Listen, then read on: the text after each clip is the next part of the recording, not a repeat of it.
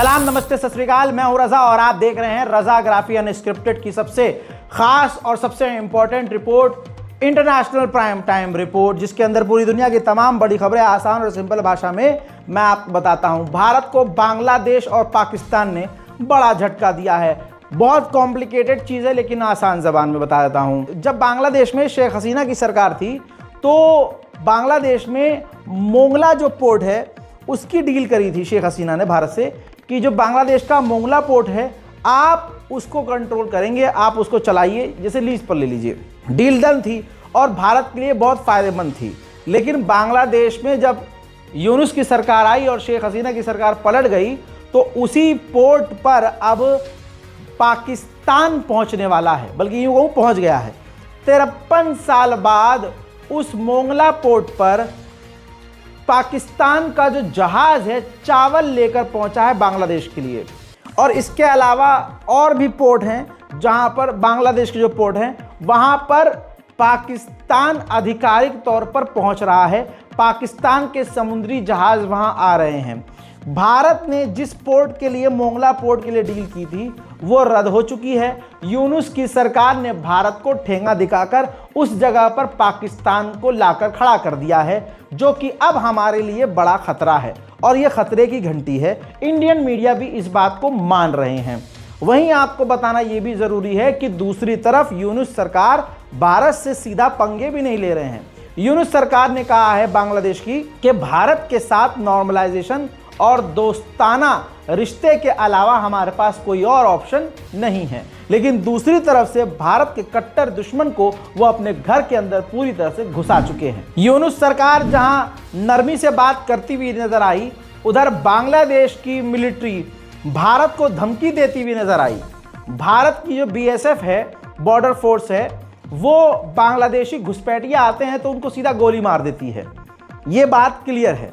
ऐसे में बांग्लादेश की मिलिट्री ने अब भारतीय आर्मी को धमकी दी है कि जैसा आप करते हैं अब हम भी वैसा करेंगे। अगर आपकी तरफ से कोई घुसपैठ हुई तो हम भी सीधा गोली मारेंगे। बांग्लादेश भी अब RSS की जो है टेक्निक अपना रहा है। बांग्लादेश भारत की वजह से आज़ाद हुआ और बांग्लादेश को भारत ने, इंदिरा गांधी की गवर्नमेंट ने खुलकर सपोर्ट किया, जिसकी वजह से आज बांग्लादेश आज़ाद है। ऐसे में बांग्लादेश की ऐतिहासिक किताबों में भारत का जो रोल रहा है बांग्लादेश को आज़ाद करवाने का, वो सब कुछ लिखा है। अब यूनुस की सरकार वहाँ के एजुकेशन सिस्टम से RSS के स्टाइल में तमाम इंदिरा गांधी की सरकार और भारत ने जैसे भी बांग्लादेश को मदद दी वो सब लिखित रूप में जो इतिहास की किताबों में है कम कर रहा है और एजुकेशन सिस्टम से गायब कर रहा है। जो लोग कहते थे कि यार रजा तो भारत के खिलाफ ही खबर दिखाता है, उन तमाम लवड़े ने भुज्यमों को मैं बताना चाहता हूं कि भारत इतना खतरे में आ चुका है। मैं ऐसे ही हवाई बातें नहीं करता था कि भारत अपना अब चिकन नेक बचाने के लिए T-90 टैंक के जरिए अब ड्रिल कर रहा है ताकि बांग्लादेश और पाकिस्तान भारत के चिकन नेक के साथ कुछ हरकत न कर सके। और साथ में चाइना भी अगर इनके साथ मिल गया, चाइना, बांग्लादेश और पाकिस्तान, तो भारत का चिकन नेक खतरे में है ही। तो ऐसे में भारत खतरनाक ड्रिल शुरू कर चुका है। वहीं भारत के ट्रेड मिनिस्टर डोनाल्ड ट्रंप के सामने भीख मांगने जाने वाले हैं।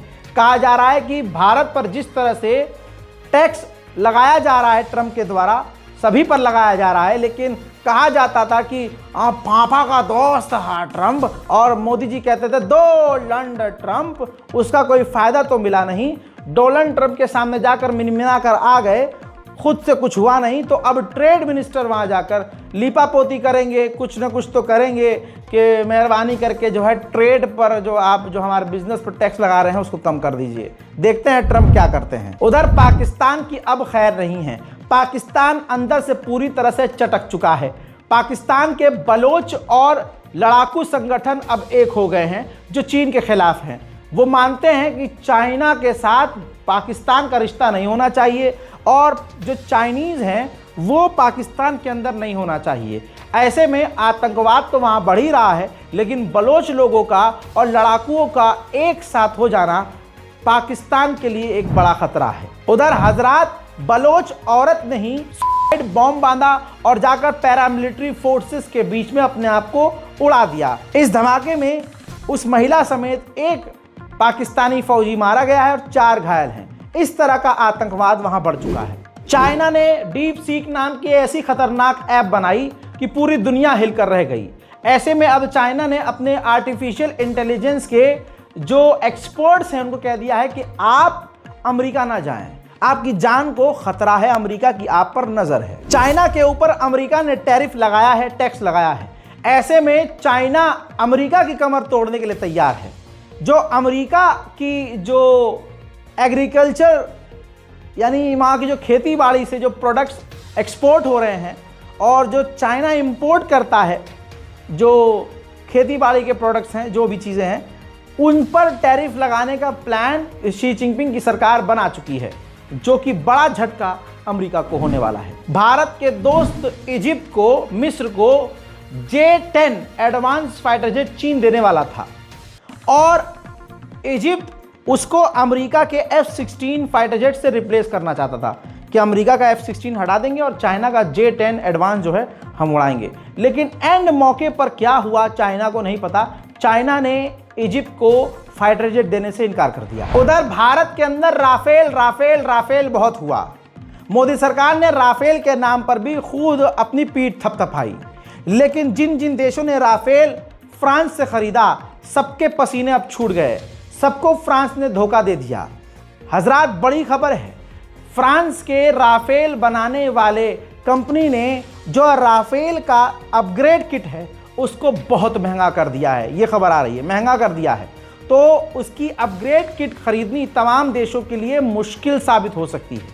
साथ ही ये लालच दिया था फ्रांस ने कि जो लोग फाइटर जेट हमारा राफेल खरीद रहे हैं, भविष्य में राफेल को हम साथ मिलकर बनाएंगे। अब फ्रांस ने कह दिया है कि नहीं, राफेल को हम किसी के साथ मिलकर नहीं बनाएंगे। गई भैंस पानी में। उधर नॉर्थ कोरिया ने एक खतरनाक मिसाइल का टेस्ट किया, जिसके बाद अचानक से साउथ कोरिया अमेरिका का एक एयरक्राफ्ट कैरियर पहुंच चुका है। पूरे दुनिया में हर इलाकों में अमेरिका ही एक दूसरे देशों के बीच फसाद करवाता है और बुरे वक्त में उसी साथी को छोड़कर, जैसे यूक्रेन को बुरे वक्त में छोड़कर पीछे हट गया अमेरिका, ऐसा ही अमेरिका सबके साथ करता है। डोनाल्ड ट्रंप ने भरमबाजी और हड़बड़ी में अमेरिका के बड़े बड़े प्लेटफॉर्म पर काम करने वाले लोगों को नौकरी से निकाल दिया।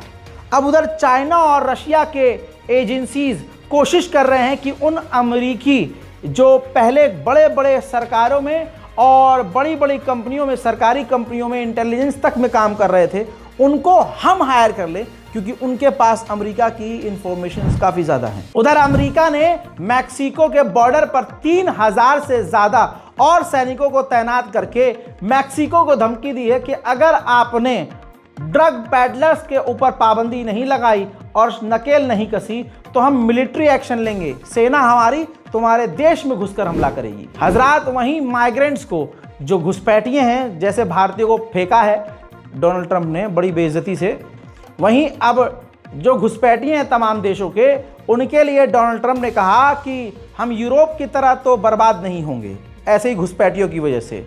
लिहाजा उन्होंने आगे ये भी कहा कि ये जो माइग्रेंट्स हैं ये रूस से ज़्यादा खतरनाक हैं, पुतिन से ज़्यादा खतरनाक है। चाइना तो पूरी तैयारी कर चुका है अमेरिका पर टैरिफ लगाने के लिए, लेकिन डोनाल्ड ट्रंप ने ताज़ा तरीन बयान में कहा कि हम 20% चीन के ऊपर टैरिफ लगा रहे हैं, लेकिन मुझे उम्मीद है कि चाइना हमारे खिलाफ कुछ नहीं करेगा। धमकी का इस्तेमाल हथियार के तौर पर डोनाल्ड ट्रंप कर रहे हैं। एक बहुत बड़ी ताइवान की कंपनी है TSMC, बहुत बड़ी कंपनी है जो चिप बनाती है। धमकी से ये चिप कंपनी इतनी डर गई कि इसने ऐलान किया कि हम अमेरिका में $165 बिलियन इन्वेस्ट करेंगे और अमेरिका में ही अपना प्लांट बनाएंगे। वहीं हजरात मोहतरम, म्यांमार के आर्मी चीफ रशिया पहुंचे हैं। दुनिया के लिए ये खतरे की घंटी ही मानी जा रही है कि लीजिए, म्यांमार जहां मिलिट्री कूप है वहां का आर्मी चीफ रशिया क्यों गया।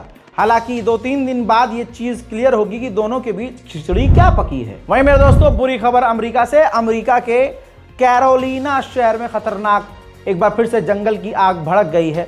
आग को बुझाने की लगातार कोशिश की जा रही है, लेकिन आग अभी भी काबू में नहीं है। उधर इसी तरह की खबर जापान से भी आ रही है।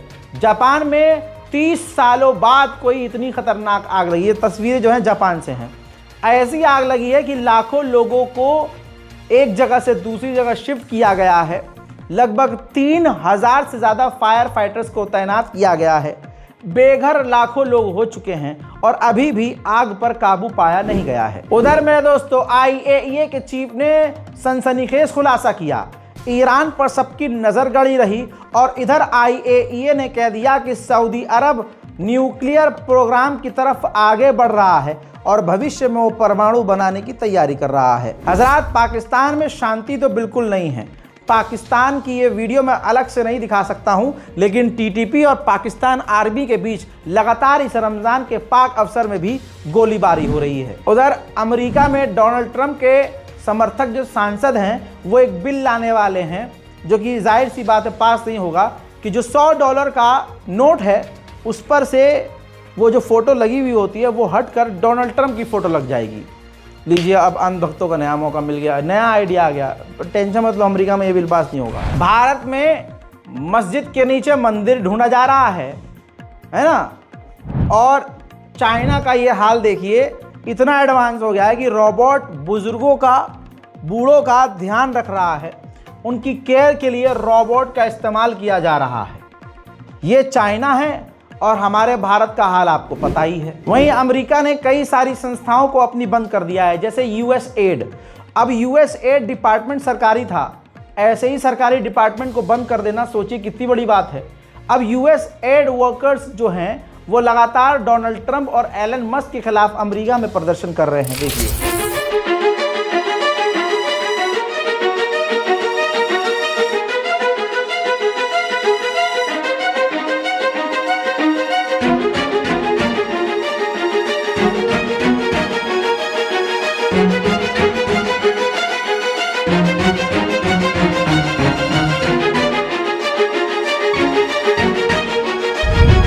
अंतर्राष्ट्रीय प्राइम टाइम रिपोर्ट में फिलहाल और अभी के लिए इतना ही। जय हिंद।